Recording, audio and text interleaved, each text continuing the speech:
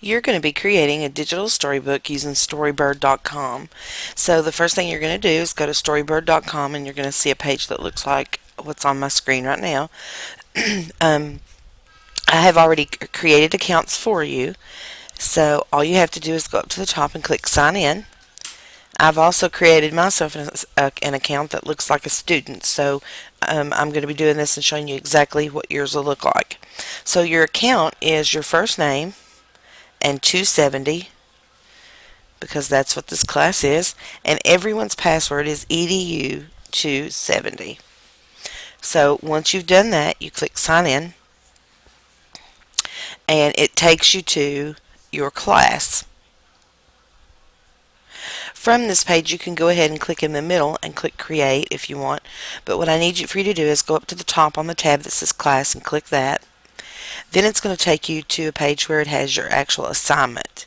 Okay, so you're going to click on your assignment, and this is what your assignment is, and you should know this from Blackboard, but it's due on February 2nd. You're going to create a digital storybook using words and pictures, and this is an example, so you can just read through the example to kind of see what it is. Basically, you're going to be making a book. You're going to create your own digital storybook. It can be any story you want. It can be a retelling of a story if you'd like. I'd rather you change the names and stuff so that you don't break any copyright laws. You can go up to the top and click create. I'm sorry, not create, explore. And here you can see a multitude of different books. So that might give you some ideas. So you can read through those if you'd like. So under the Create tab, this is where you'll start creating your book. What you can do is you can choose any one of these pictures. The pictures that you'll use in your book will go along with these. So if you find something, let's say you want to write a story about a cat, then you could click this one in the middle about the cat. Or you can go here and search artwork. So let's try, I'm just going to type in basketball. Let's see if we get anything with basketball. No artwork for basketball. So here we can try something else. So let's just try a raccoon. How about that? Okay, so I've gotten some pictures here from raccoon. So if I want to use this set of pictures for my book, then I can do so. So I think I will. That looks like a pretty neat little story I can use. So I'm going to say use this art for a story.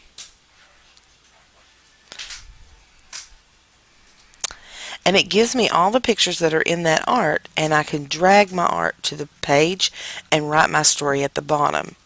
So I'm going to put my picture here, and if you noticed it grayed out a little bit over there, it lets you choose where you put your picture and how much space that picture takes up. So then over here I can start writing my story. Now I'm not going to actually write a story, and I would never start a story with this is the story. You never want to start a writing piece that says, I mean, when do you ever pick up a book that says, first I'm going to tell you about? You know, that doesn't happen. So give it a good beginning. And actually, if you'll notice down here at the bottom, we're on page 1 right now, but if we go to here, then we get to choose a cover. So I'm just going to pick this one. And that is the ugliest color ever. There we go. Well, that's a little better. I don't see anything down there that strikes my fancy. Maybe I could make this my cover. Well, it didn't let me, and it told me that this is a premium cover, so that means I can't get it because I don't have the money to pay for it. As with all websites, there's always a catch in there.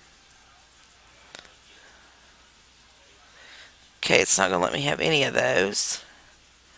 So let's go back to the classic. There we go. So I guess classic is what you'll be choosing because it's free. And I want you to leave your username down here at the bottom.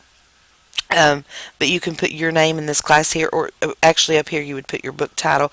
But leave your name down here so I'll know who did it when I'm giving you your grade. So now we have our cover done. And we're going back to the story.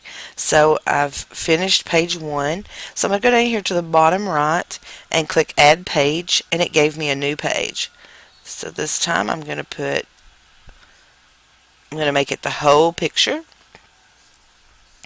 Then I'm going to add a new page, and then I'll put this picture, and then I can add some more words over here. So you go on like that until you have finished your book. Once you're finished, I'm not sure if you can see it. Hold on one second. Let me see if I can widen my screen. Okay, I've lengthened my screen a little bit. We couldn't see earlier the save and menu button. So once you're finished, or once you've decided that you've done all you want to for today, you can click save. And then that way when you come back to work on it again, it'll already be there. Then you can go to menu and you can either publish it or you can save and close it. So we're going to save and close because we're not finished yet. You won't publish until you're completely finished. Okay? So now I have this. So the next time I log in, under your stuff, I'm going to see the book that I have started. Okay? So when you get ready to leave, you go up here and click on you, and then you go to the bottom and you log out. Okay, so just play around with it, see what you can come up with, find something interesting. You might want to go on and look at the artwork first before you decide on your story, or you may have a story and find some artwork that goes with it. It's pretty simple to use. Your kids will love it, and I think you'll have a good time with it. Let me know if you have any questions.